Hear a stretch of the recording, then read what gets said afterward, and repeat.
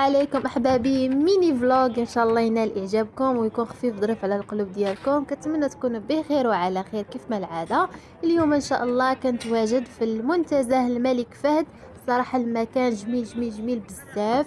اكثريه اللي عنده العوائل ما شاء الله، يعني المكان جميل جميل وكبير ما شاء الله. وبالنسبه للدخول المنتزه الملك فهد الدخول بالمجان. وابتديت لكم تصوير من هذه البحيرة الرائعة الصراحة اللي تستحق انه مثلا الواحد يجيب لها الوليدات. ومسموح في هذا المنتزه الشواء، يعني مسموح فيه الفعاليات مثلا مع الأسرة. صراحة جميل جميل بزاف.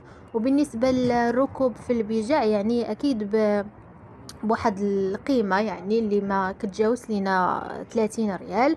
بالنسبة كاين البجع اللي فيها غير جوج اشخاص، وفي كاين البجع العائلية اللي فيها 4 اشخاص او اكثر.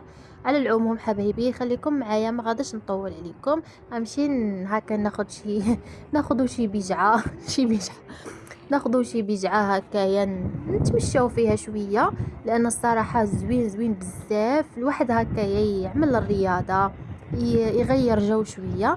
خليكم معايا ماشي وفين.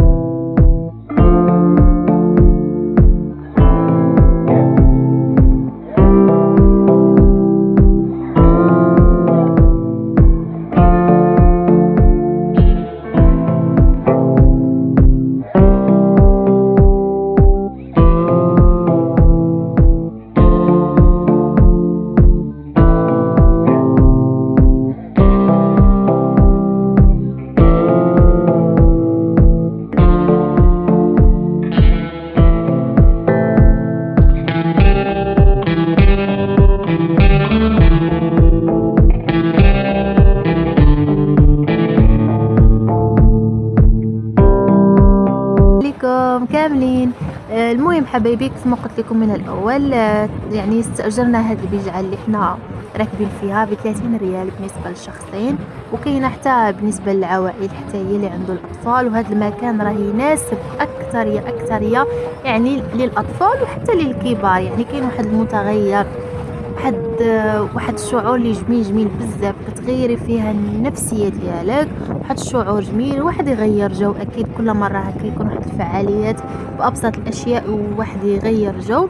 وبالنسبه حبايبي كيفاش تتحرك هاد البجع هذا، يعني كتحرك بطريقه تجديف بالرجلين يعني كيف ما شفتوا. ويعني وعندها واحد المقود باليد، يعني يمين او يسار بدك يعني تاخديها في اليمين او اليسار. يعني سهله سهله جدا. المهم حبايبي ما غاداش نطول عليكم.